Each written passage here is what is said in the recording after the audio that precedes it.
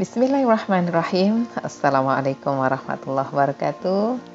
Alhamdulillah kembali bisa berbagi dengan apa yang saya baca hari ini terkait dengan tema di minggu lalu, dunia akil baligh. Hari ini saya mau berbagi tentang bagaimana cara orang tua atau kita para pendidik ya, itu menanamkan kegundahan kepada anak-anak kita yang sudah akil dan baligh. Nah, kenapa sih kegundahan itu kok harus kita tanamkan sama mereka? Dan apa saja bentuk kegundahannya? Ingat nggak cerita terkait dengan Salahuddin Al-Ayyubi? Kemudian ada juga Muhammad Al-Fatih.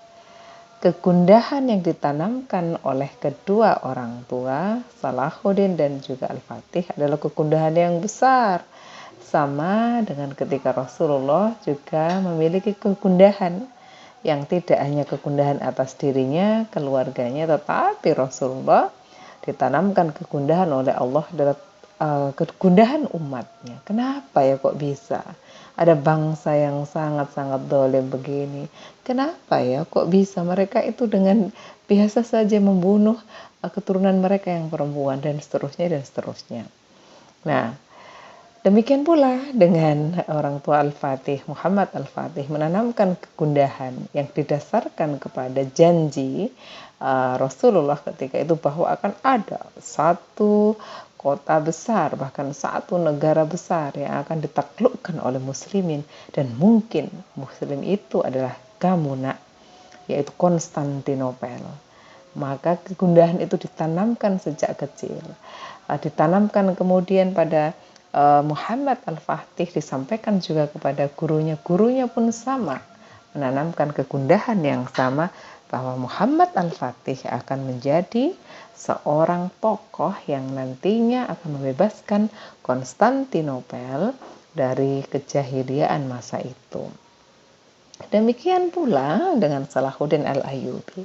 Nah, jadi para ayah dan bunda dan juga teman-teman pendidik dimanapun, apa sih kegundahan yang seharusnya kita tanamkan kepada anak-anak kita di masa sekarang ini?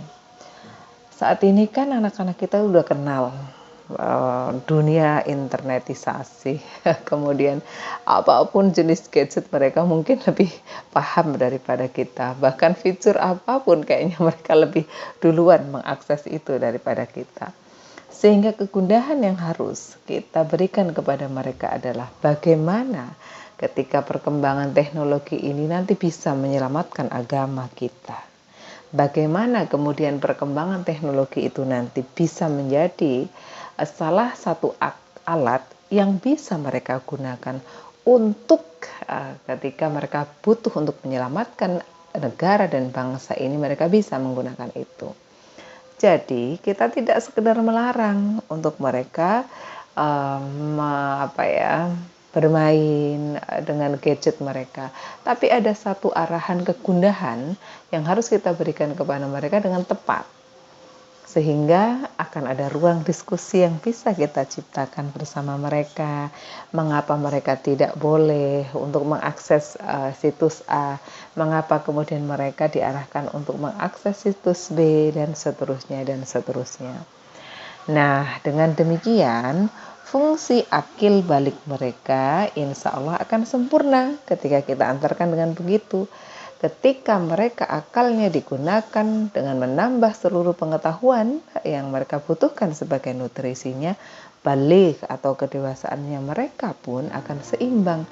Ketika akal berkembang dengan sangat baik dan juga kedewasaannya mengikuti perkembangan dengan sangat baik, maka kita yang akan menjadi orang-orang yang berbahagia bisa menyaksikan mereka akan menemukan solusi-solusi tidak hanya untuk mereka, bisa juga untuk orang tuanya, dan bahkan insya Allah solusi akan mereka temukan untuk persoalan bangsa ini dan untuk persoalan agama Allah yang insya Allah mereka adalah pasukan yang akan menegakkan kebenaran agama ini, insya Allah. Alhamdulillahirabbil alamin. Bismillahirrahmanirrahim untuk perjuangan setiap pendidik, dan pendidik itu adalah kita. Assalamualaikum warahmatullahi wabarakatuh.